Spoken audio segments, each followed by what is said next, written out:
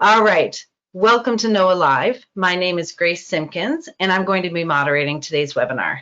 This series is sponsored by NOAA's Regional Collaboration Network, which is spread across the country and helps connect people to all that NOAA does. It's also sponsored by Woods Hole Sea Grant, which is where I work. We're located at the Woods Hole Oceanographic Institution here on Cape Cod in Massachusetts.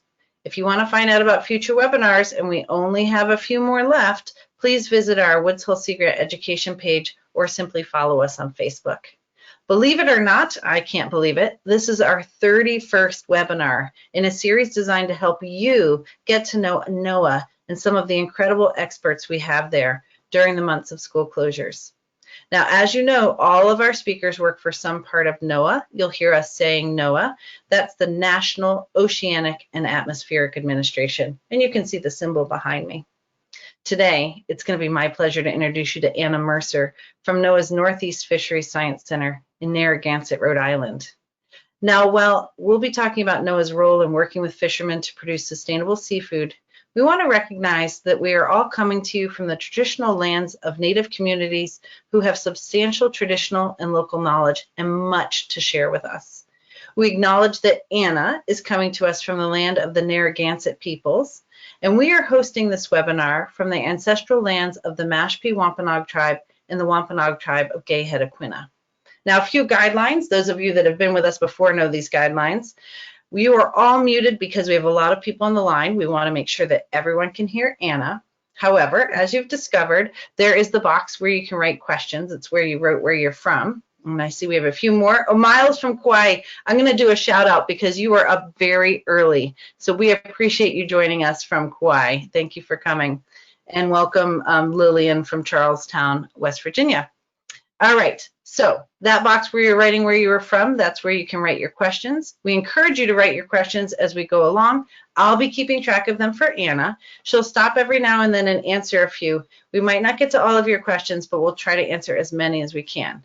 Now, enough of me talking. I'm very, very excited to hear Anna's talk. So I am going to turn it over to Anna. There you go.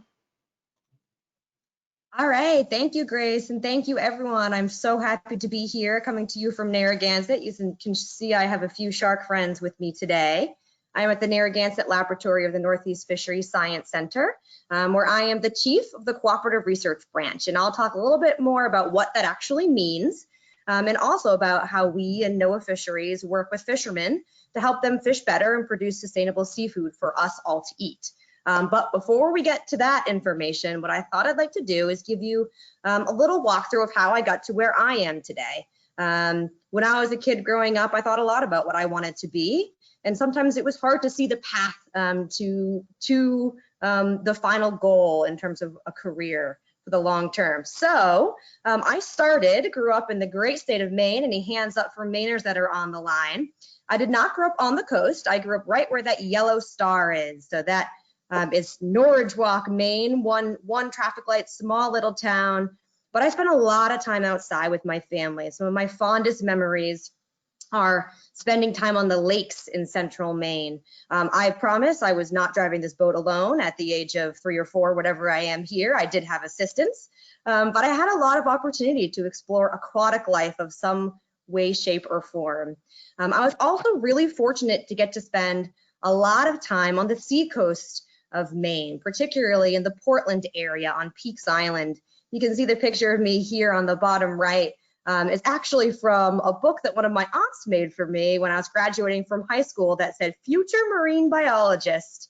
When I was on this island with my family on Peaks Island, it was nearly impossible to get me out of the tide pools. I was transfixed by the creatures, the sea life, the water, the seaweed, everything that was there. So when it came time for me to make a decision about what I wanted to do after I finished high school, it was pretty easy for me to decide that I wanted to study more about the marine environment. So in order to do that, I went to the University of New Hampshire. When I was at UNH, I worked in several different laboratories, such as the Ocean Process Analysis Laboratory. I did research in the rocky intertidal, and I also worked at the Seacoast Science Center, where I learned to teach people about the ocean environment. And while I was at UNH, I was there for 4 years. I had two experiences that were really important for me in deciding what I wanted to do with my work life. The first was an opportunity to study abroad. So I spent about 6 months in Zanzibar, Tanzania, which is in Eastern Africa, if you're not familiar with where that is. And in Zanzibar, I was able to get my really first taste of the role that oceans play for us, not just for pleasure, not just for fun, but for food and for supporting, coastal communities. Some of us eat seafood once a year or twice a year or once a month, but many people eat it every day and several times a day as a way to sustain themselves and their families and their communities. So this experience really helped me connect science and marine science to people. The second experience was an opportunity to do research independently at the Shoals Marine Lab. And this is on Appledore Island, right off the coast of Seacoast, New Hampshire. And while I was at Shoals Marine Laboratory, I learned how to do science. So learning about science and about something is one thing, but learning how to do science, how to ask a research question, how to develop the methods for that is a whole nother skill set. So I was very fortunate to be able to spend time at the Shoals Marine Laboratory. You can see me here painting snails and collecting snails in the intertidal, which taught me how to do the science that informs sustainable management of our oceans. So I graduated with a Bachelor of Science in Marine and Freshwater Biology. That is my real mortar board, which I have little tiny scallops on, as well as sand dollars and mussel shells. And after that, I went on and took a year to get some work experience. So after I finished my degree at UNA Nantucket on Nantucket Island, hi to anyone who's calling in from Nantucket, and I studied the small but mighty bait up here in the top left. I also worked down in the Caribbean, learning more about tropical fisheries and tropical ecology, and you can see several photos of a lot of the scuba diving work that I did in that area.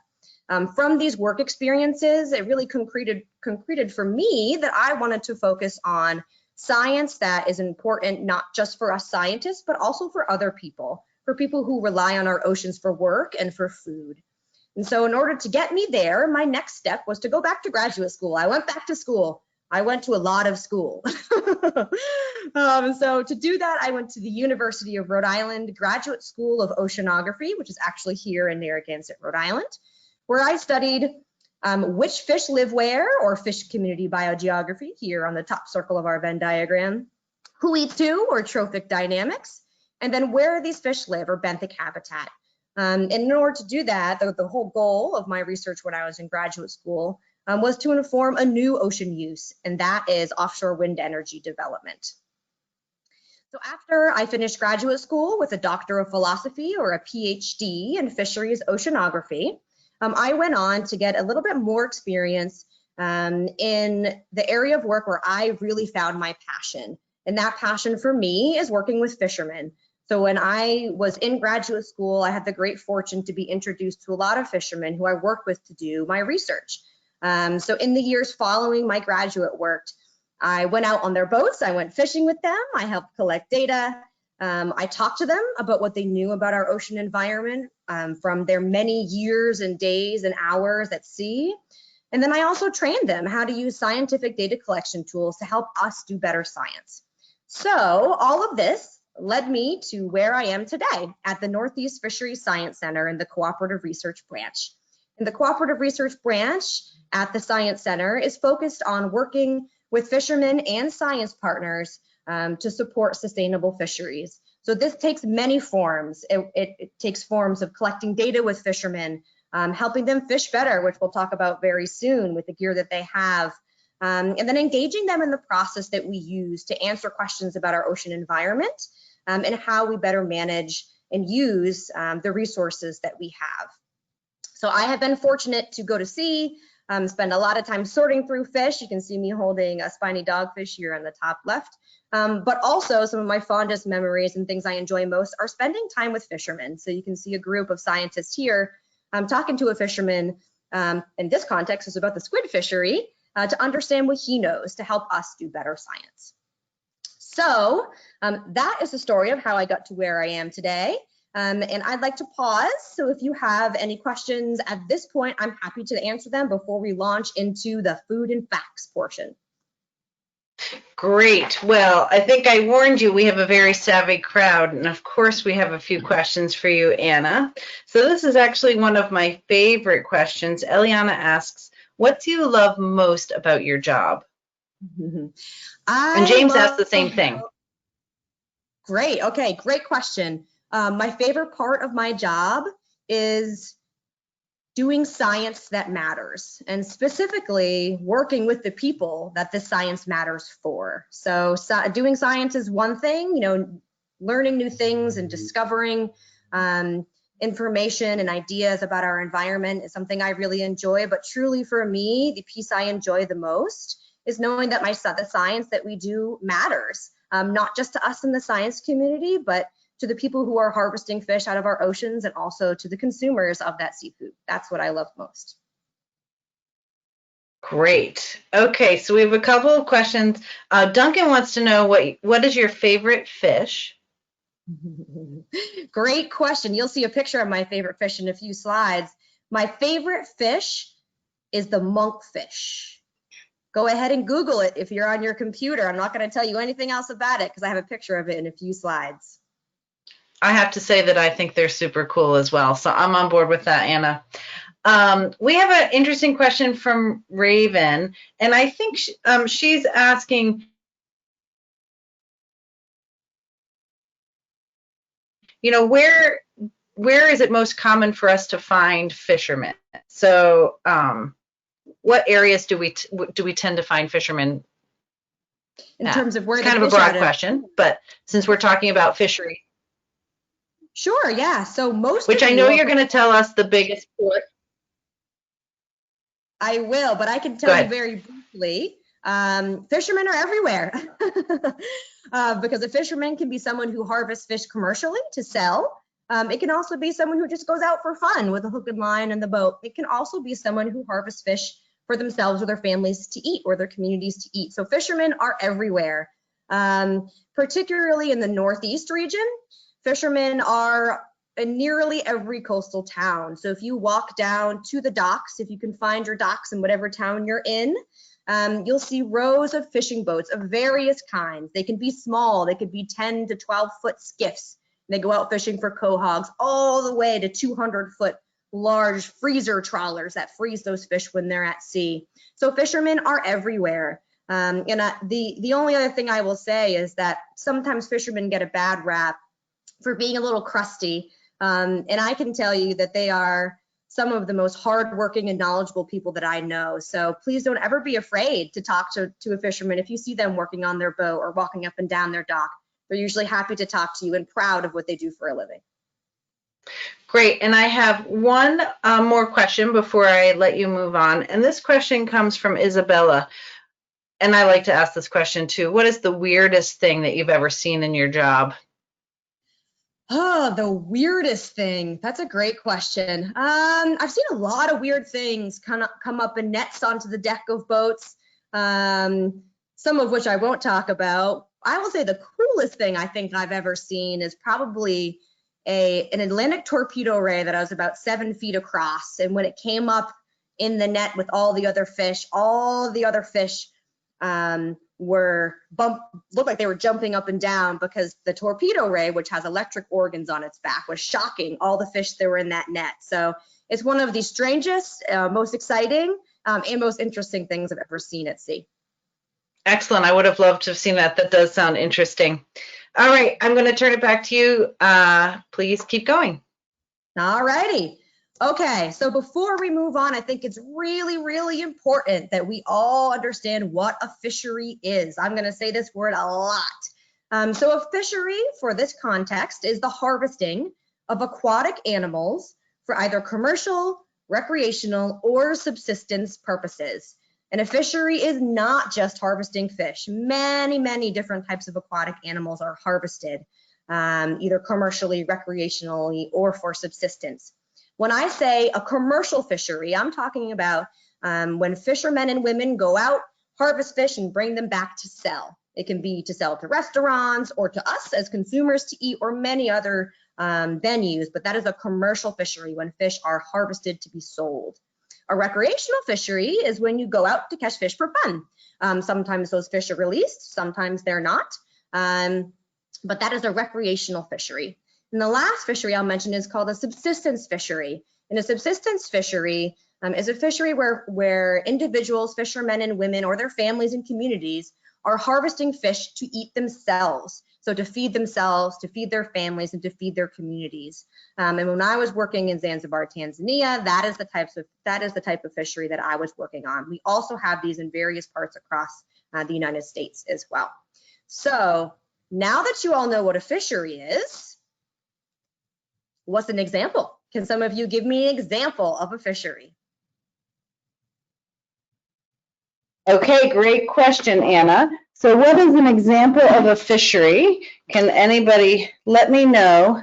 What do you think? What's an example of a fishery? Let's see, we have some answers coming in here. Let's see. What answers do we have? So we have some folks that are saying a tuna fishery. We have Isabella saying that. Riley is saying shrimp. So someone is saying that there's recreational fisheries. Raven is saying shrimp as well. So let's see. Noah says crab and lobster. We've got Eliana saying squid or calamari. And Adelaide is saying maybe catfish. Nolan is thinking maybe shark. Nathan is saying scallop. We have tilapia, alewives. So that's a pretty good range. I'll stop reading answers there, but we've got a pretty good range there. Nice job, guys. Round of applause. Excellent. Yes, we have many different types of fisheries. And an important thing to recognize about all of these fisheries is that these fisheries are providing food. So seafood in general, these are the animals and plants that we extract from the oceans, that we harvest, are a global food source, not just for us here in the Northeast or wherever you are, but across the world. So billions of people across the world rely on seafood every single day. So you might eat seafood, like I said, once a year, once a month, once a week. Many, many people in this world rely on seafood to eat every day or multiple times a day. So what you're looking at here is a map of the world. I hope you all recognize this, where all the different colors, the darker colors, are showing you areas where there are the highest yield or the highest harvest of fish. That's where the most fish are harvested in the world. So you can see here in the northeast of the US, we have a highly productive fishery, not quite as productive as, for example, off of the western coast of South America, but among the most productive fisheries in the entire world. And now globally, millions and millions of tons of seafood are harvested. So for example, this number you see here, 93 million tons, that's about 100 of the same weight of 100 of our largest submarines in this world. So that's how much fish we take from our oceans every year. And millions of people also work with seafood, consume and work with seafood for a job. So not only is fishing and harvesting important for our food supply, but also for our economy. So here in the US, bringing this into the US, here in the US, our fishermen and women, our communities bring in about 9.5 billion pounds of seafood annually. So that's about 8 or 9 of those gigantic submarines. And this happens across the country in every coastal community. So you can see all the different areas highlighted here in different colors: the Northeast, the Gulf Coast, Alaska, and Hawaii, Pacific Islands. There they are, Pacific Islands, and the West Coast. All of these regions have their own distinct fisheries and characteristics of those fisheries. The two areas in our country that have both the highest volumes, so the most fish that are harvested, is Dutch Harbor, Alaska. So I think you can see my pointer. And here on the tip of Alaska, where that yellow star is Dutch Harbor, Alaska. This is a large fishing port that brings in over 760 million pounds of seafood every year. The primary species, the reason there's so much fish that comes into this port in Dutch Harbor, Alaska, is not the king crab. I'm sure some of you have heard of king crab or maybe seen some of the shows, but is this fish right here, the Alaskan pollock. And the Alaskan pollock is the fish that you'll find in your California rolls, if you like that type of sushi, or in your fillet of fish sandwich, or in your fish sticks or fish fingers. It is used in many, many different fish products here in the US and globally, and it's our highest volume fishery in the whole nation. The highest value in terms of how much that fish is worth, how much we pay for it, comes into New Bedford, Massachusetts. So New Bedford, Massachusetts, I know some of you are from around this area, has a very large fishing community, a lot of fishing boats tie up in New Bedford, a really strong fishing community that includes processors and distributors and everything else. And about $430 million of seafood comes into this port every year. And primarily that is due to this species that you can see here, the Atlantic sea scallop. So we'll talk a little bit more about this fishery in a few minutes, but that sea scallop fishery is what makes New Bedford the most valuable port in the nation. All right, so I talked about a couple of species, but I want to make sure everyone realizes that we harvest a lot of different types of fish in this country and across the world, particularly here in the Northeast, so from Maine all the way down to the Carolinas. Our fishing communities harvest nearly 200 different species. So you can see a few of those species in this grid that I found here. These are all pictures that are taken from Fish Watch, which is on the website, the NOAA Live website that you all probably clicked to log into. And a few of them I want to run through really quickly just to give you an idea of what they look like when they're in the water. One is this very impressive beast, the mahi-mahi. This is both harvested commercially and recreationally, a beautiful fish, very colorful and also very powerful. Mahi-mahi actually means powerful in Hawaiian. The second is the monkfish. I told you I'd show you a picture of a monkfish. This monkfish in particular, this is the big fish that's eating the smaller fish, is eating a black sea bass. Now, a monkfish is one of those really neat species that has a lure. So anyone who's seen Finding Nemo, and you see the angler fish that lives down in the deep, they're cousins. Monkfish is the cousin of an angler fish. They have a little lure that they lure fish in with. I have been bit by one of these as well, and it hurt, I will tell you that.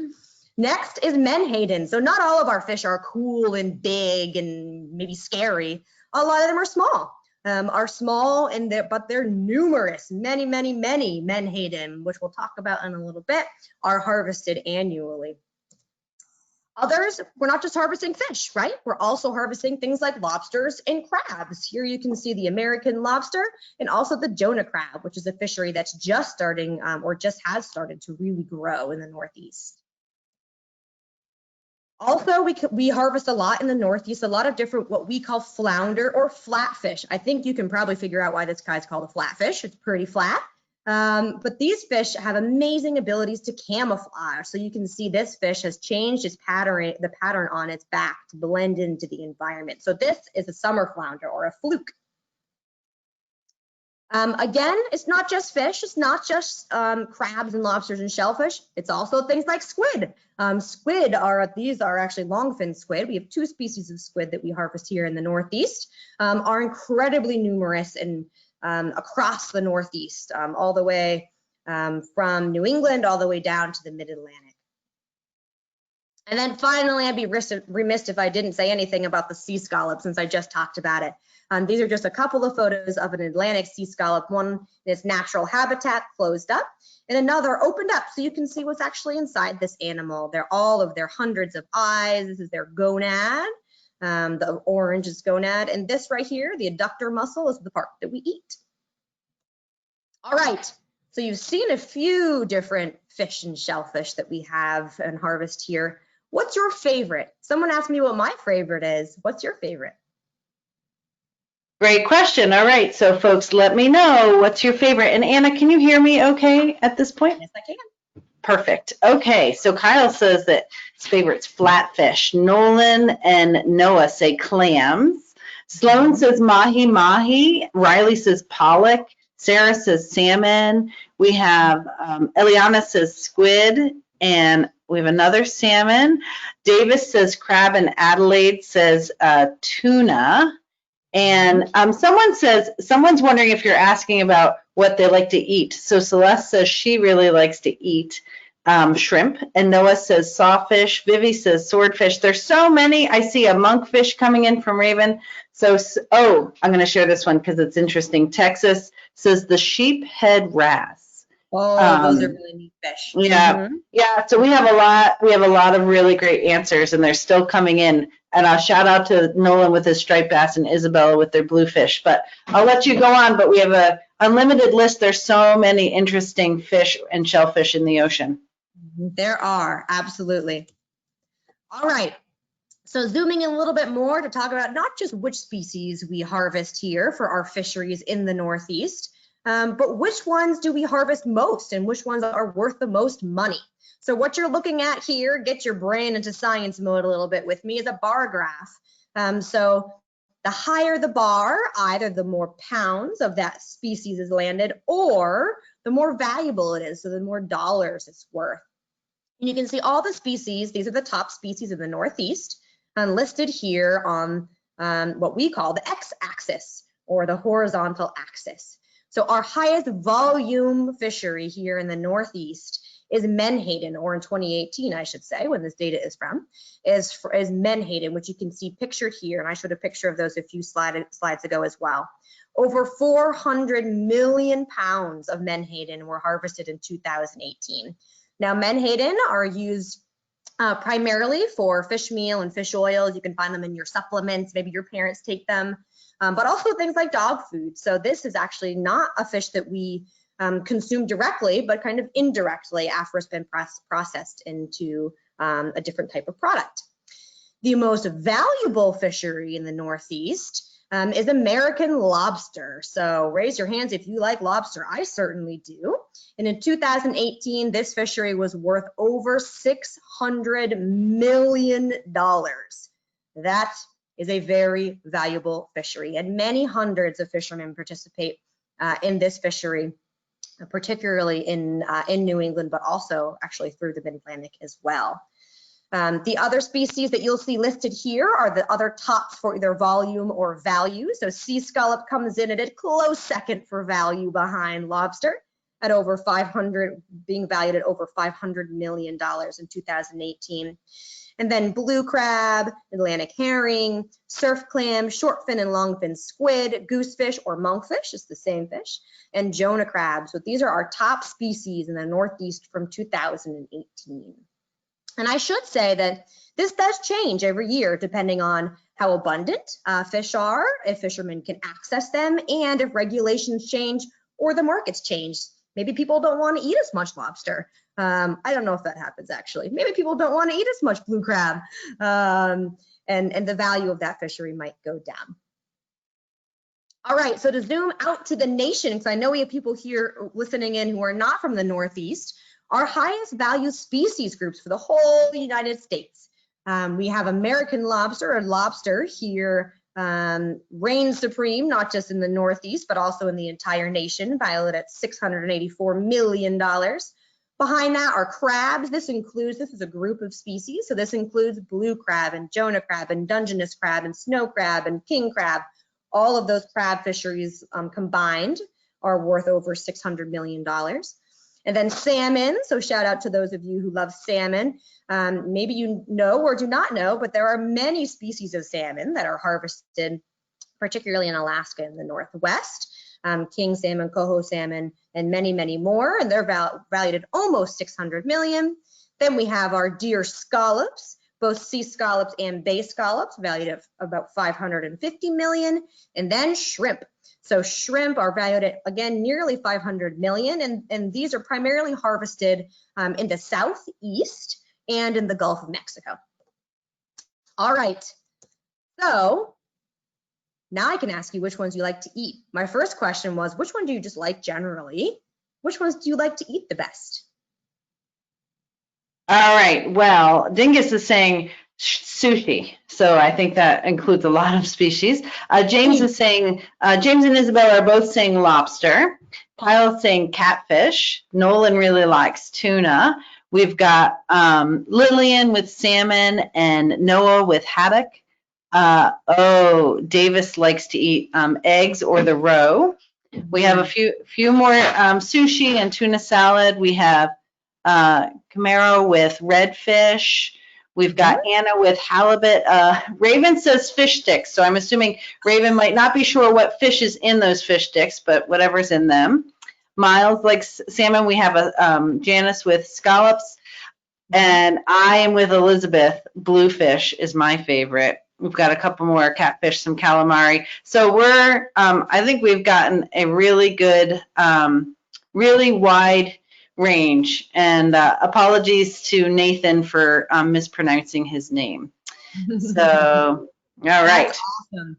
Great diversity. I will say, remember, we have 200 species that are harvested in this region. I encourage you, or for you to encourage your parents, buy a new species the next time you're in the supermarket, or you're at the fish market, or you're ordering it online, which many of us are doing now. Try scallop, try redfish, try hake, try one of those species that you might not have tried before, but I can almost guarantee you it's going to be delicious. Okay, moving on, we are going to move into kind of the next part of this presentation, which is to talk about how we actually catch those fish. But before we do so, I want to pause and take any questions that you have for me.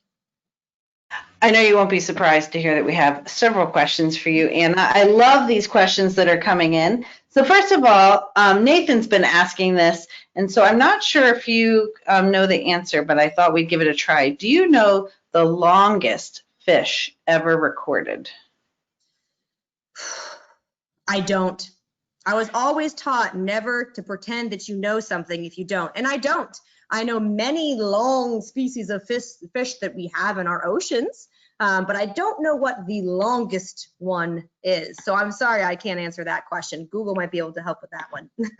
Yeah, you know, and I wasn't sure you'd be able to answer it, but what I always love to tell the kids, so I thought this was a great opportunity, is like you said, they can do some research as well, and they're actually really good at doing that. So I would encourage you, Nathan, to look it up and see if you can figure out what the longest fish ever recorded is. Cassandra asked a really interesting question. Are there fisheries in the Great Lakes?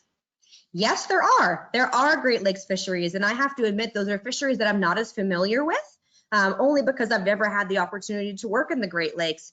But NOAA does have research programs, as well as the states that we work with in the Great Lakes, to support those fisheries, both commercially and recreationally. So yes, absolutely.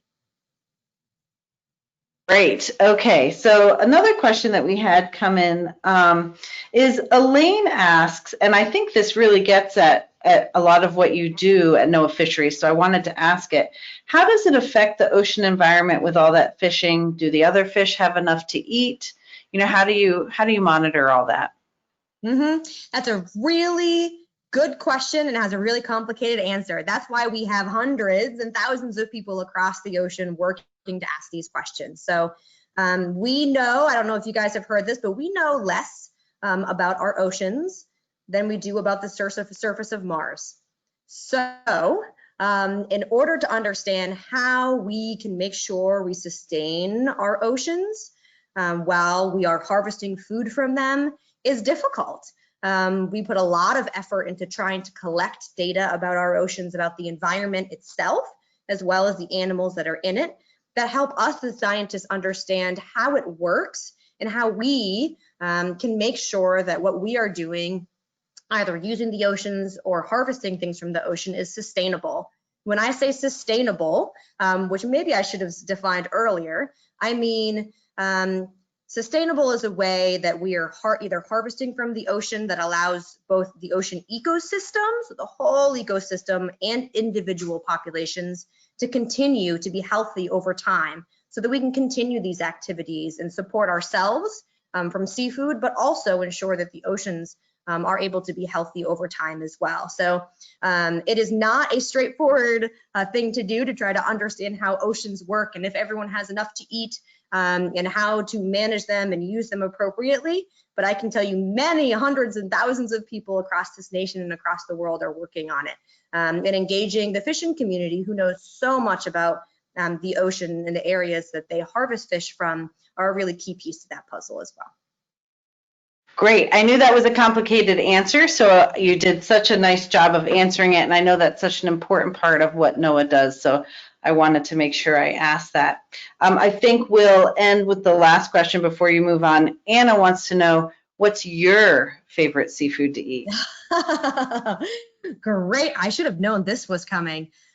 Oh, I have so many. I have to be honest, you could ask my parents, I wasn't a big fan of seafood when I was growing up. But now I love it. I have learned to love it, and I love every single type of seafood that there is. My favorite seafood, particularly one that's caught here in Rhode Island, is I love black sea bass. Black sea bass is one of my favorite fish to eat. I also love Jonah crab. Jonah crab claws are amazing. I actually like Jonah crab better than lobster. So one fish and one shellfish for you. Great. Well, that's a good, nice list, and I'll let you keep going, Anna. All righty. Okay. So now we're going to get your brains working, everyone. So we talked about the different species that are harvested. Now we're going to talk about how they're harvested. So in a few slides, I'm going to ask you to help me think about ways that we can help fishermen fish better. So get your brains ready to think about all these different fishing gears and how we can help them fish better. So just forewarning. But before we get there, it's important to note that all these fish that we just mentioned, those 200 species in the Northeast, are harvested in many different ways. We use trawls and traps and dredges and longlines and gill nets and fish pots and bull rigs and runner reels and fish traps and well pots and much, much more. But these gear types, generally, we lump them into two categories. Mobile gear, that's gear that you pull behind a boat or alongside a boat, and fixed gear. And fixed gear is fishing gear that you put in the ocean and let it sit there. It doesn't move, it being fixed, pull it out and the fish are caught that way.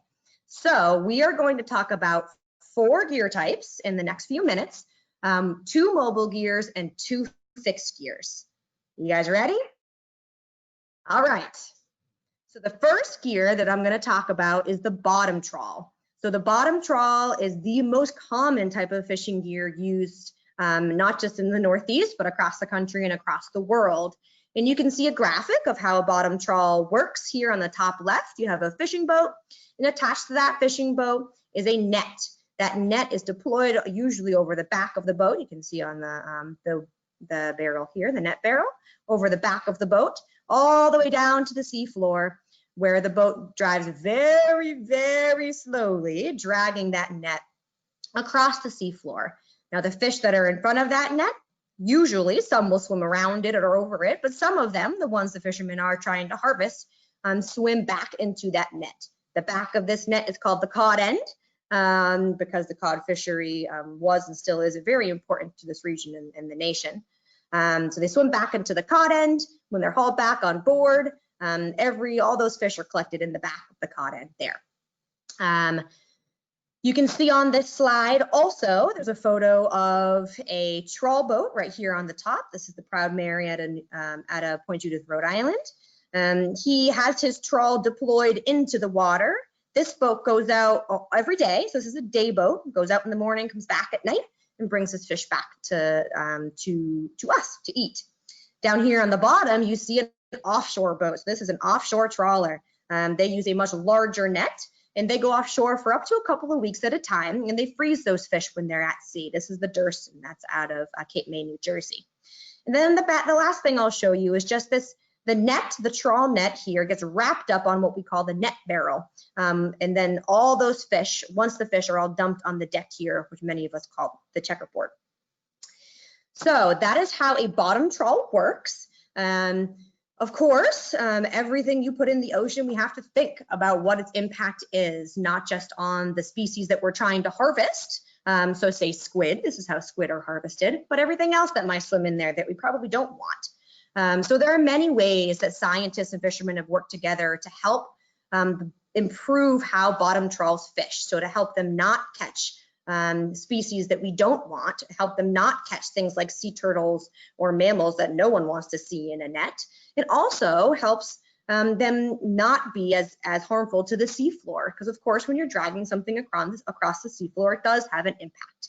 But there are many ways that we have worked with fishermen to help this gear fish better, to help them fish better, to bring us in the most sustainable seafood that they can. But before I tell you exactly a few ways that we've done that, I want to see if you have any ideas. So how would you, thinking about a trawl, how would you make it fish better? So how would you make that trawl net catch only, say, squid, that's shown here, and not any other species? So no cod, we don't want turtles, and we want to be as easy on the seafloor. How would you do that? Okay, that's a really great question. And I told Anna we have a pretty savvy crew here. So put on your thinking caps and think if you can come up with a way. How would you keep it so you didn't catch the species you didn't want, so you don't have bycatch? And also because we're dragging it along the seafloor to prevent it from doing too much damage. So Sloan suggests maybe you put in bait that only squid like. And NOAA suggests maybe you can put a camera on it so that you know what you're catching. Adelaide says maybe you have a sensor on it to see which fish it sounds like she's saying a net that will then grab something when the sensor says that's what we want. A lot of people think that the bait is the way to go. So I'm going to give you a little hint.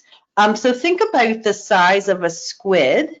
And one of the things that Anna said, we don't want to catch our sea turtles. So think about the size of a sea turtle. Is that a clue as to how you might catch squid instead of sea turtles? So Eliana's got it. She says maybe a smaller trap or make the net smaller. Isabella says smaller nets, maybe smaller holes in your net.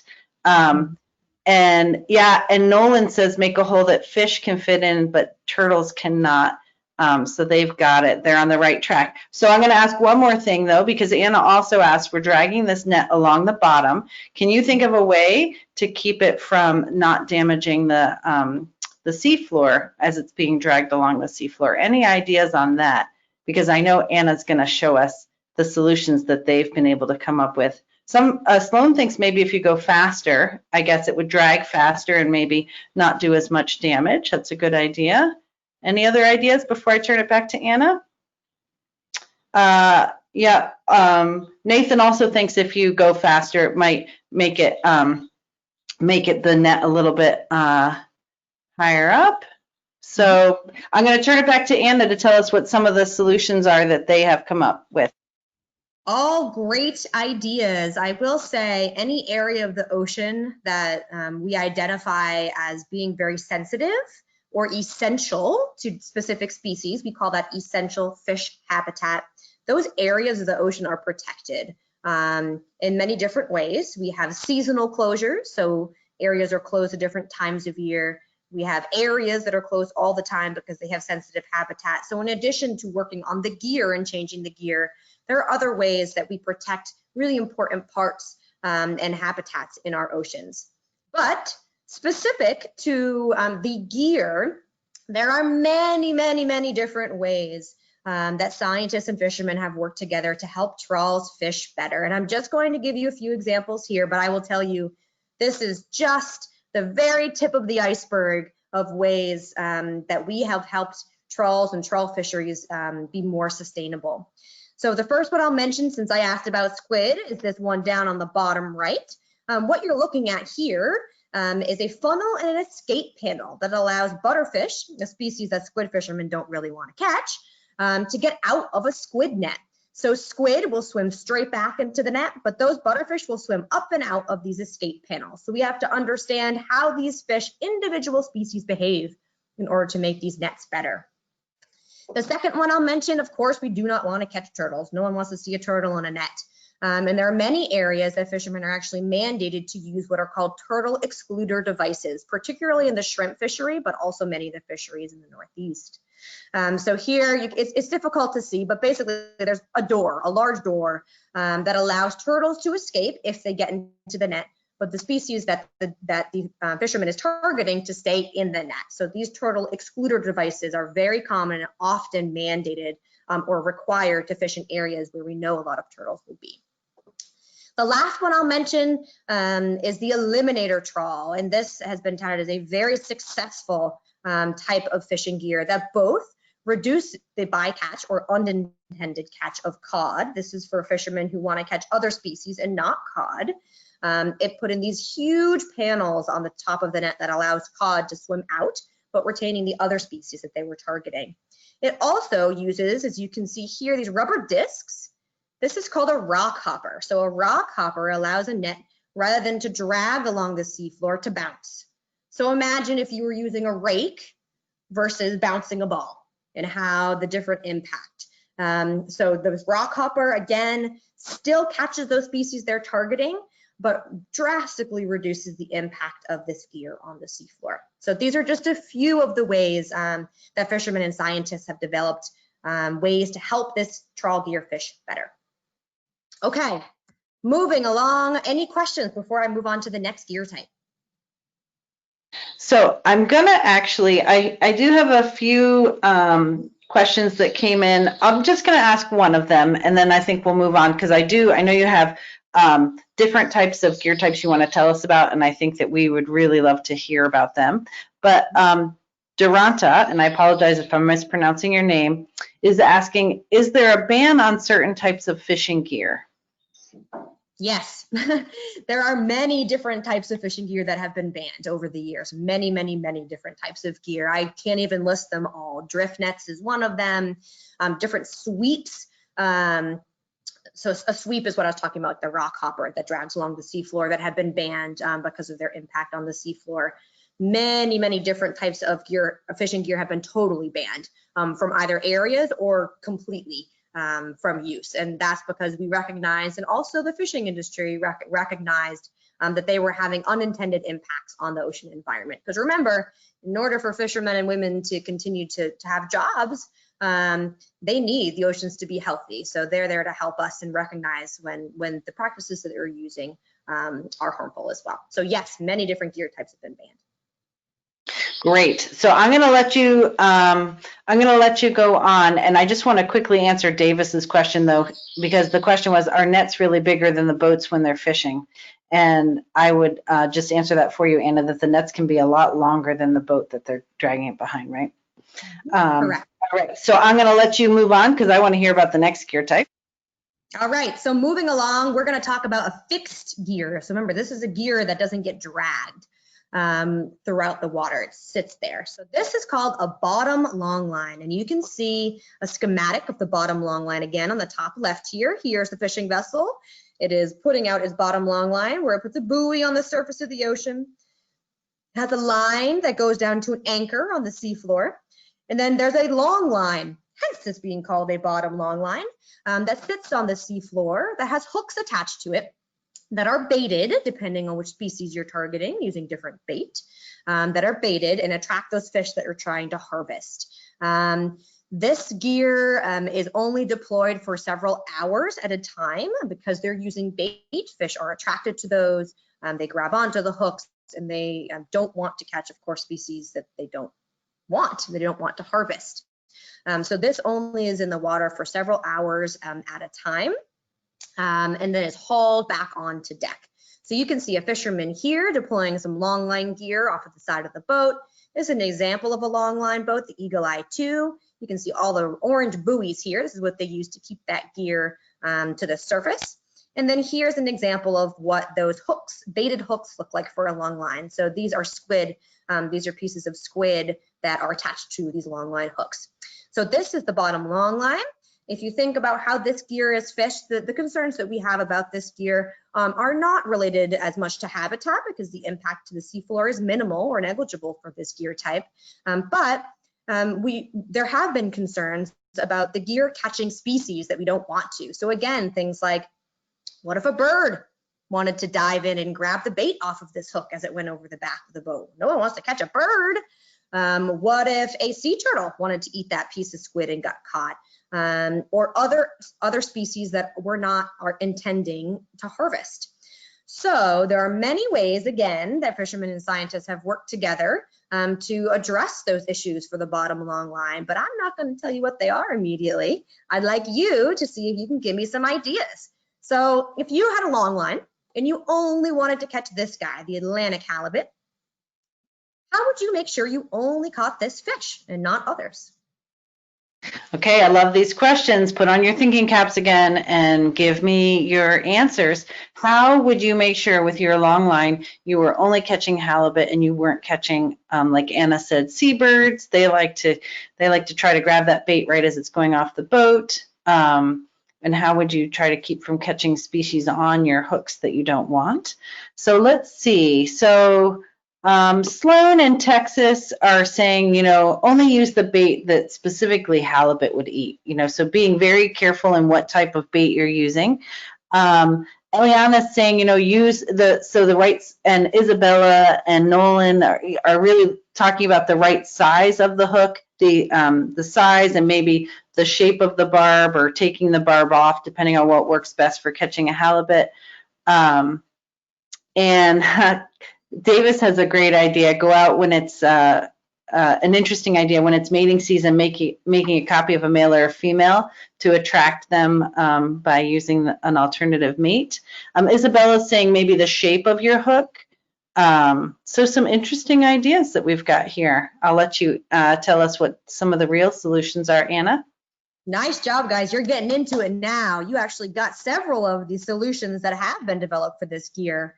A couple of others, or some more information on others that fishermen and scientists have developed together. I mentioned seabirds, right? So if a seabird is out there and they're hungry, they're probably going to want to eat that bait that's on that hook.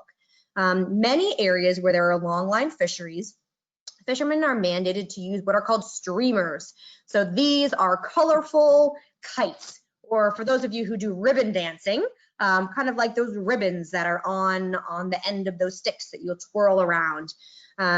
These streamers keep the birds away from the hooks when they're within the part of the water, so about 6 feet or so, that they would actually be able to grab. So this deters birds from diving in and grabbing those hooks and getting caught incidentally. These streamers are mandated in certain areas. This specifically, the graphic you're seeing here is actually from the state of Washington, but they're used widely. And it's one technique that's used to deter birds from grabbing onto longline hooks as they sink. Another that you all did a great job of thinking of are hooks. Every fish has a different size mouth. They bite differently. They like different bait. So there's been a lot of research on different types of hooks that you can use to catch specific species. So there's a couple of examples here: the traditional J hook, a tuna hook, and a circle hook. And a circle hook is actually the most selective. So this is the type of hook that sea turtles and a lot of other species are not able to grab onto, whereas those that we're targeting and want to harvest are able to grab onto. So there are many different ways that we can work together to develop these types of solutions, whether it's streamers or hooks or bait. The idea about using a mate is a great idea. I've never heard that one, so I'll write that one down. All right, questions before we move on to the next gear type. Okay, again, I do want to hear about more gear type, but I want to ask Kyle's question, and I think this was about the streamers and wondering how long the streamers are, how much distance you need to really scare the birds away. Yeah, so that will depend on the type of vessel, how large the vessel is, how long the long line is, many different factors, but they can be very long. Of course, it depends how the distance between where that gear is deployed off of the vessel and then when it actually hits the water. But they're as long as they need to be in order to deter those birds effectively. Great. Well, I would love to hear about the next gear type, Anna. All right, moving along, back to another mobile gear. So this is one that we pull across the seafloor, the good old scallop dredge. So the scallop dredge, which you can see depicted here again on the top left, is similar to the trawl in that it is pulled by a fishing vessel across the seafloor very slowly. It is different than a trawl in that it's connected usually only by one wire, and then the entirety of the dredge is made of metal, or mostly of metal, not of mesh or buoys as the trawl is. Also, a dredge has a much smaller opening, so it only the opening of the dredge is only, a couple of feet above the seafloor. So it's really targeting just those sea scallops, which live right on the bottom. So you can see a dredge that is hanging off the side of a commercial fishing vessel here, as well as an example of what that scallop catch looks like once it comes on board. So you can see that scallop catch is pretty clean. However, there of course are concerns of how this mobile gear as it moves across the seafloor is impacting the habitat, the benthic habitat on the seafloor, as well as the possibility that other species might get in there, especially ones that we're concerned about, like sea turtles. So, question to you again, how would you make a dredge fish better? So you can see here, this is how scallop look when they're on the seafloor in their natural habitat. They are plentiful in many areas. How would you make that dredge catch only these sea scallops and not, say, turtles or other species that we don't want? Okay, great question. And I want you to remember, I see that some people do remember what we talked about before. So Davis is saying maybe you can use wheels like the rock hopper to go over the floor easier. So that's a good, you paid attention. We like to see that. Duncan is saying maybe you can make the opening a little bit more flat. I think that's to prevent catching other species from the water column if your opening is sort of narrower, I think is where that's going. And Nolan is saying maybe use a type of non-harmful rope or rubber. Mm-hmm. Tess says make the holes, just as big as the scallops are, so that you'll just capture the scallops. Cameron is suggesting maybe you just use a smaller opening to prevent catching other things. Mm-hmm. And you guys are getting good. They are so good. They are so good. And one last one. Texas says maybe you could put a very soft material on the bottom of the trap so it's not doing as much damage. So looking at the material that the bottom of your net is made out of. All right, that's our list. They are good. I told you they were savvy, Anna, didn't I?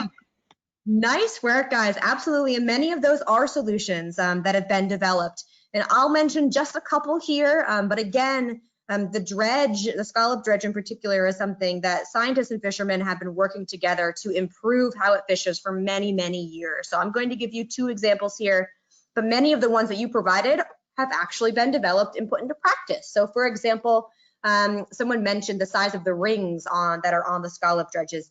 Very specific size rings are used so that those either small scallops or other fish can get out, and only those big scallops are retained. So that is one example that I didn't mention here that you did and absolutely is used.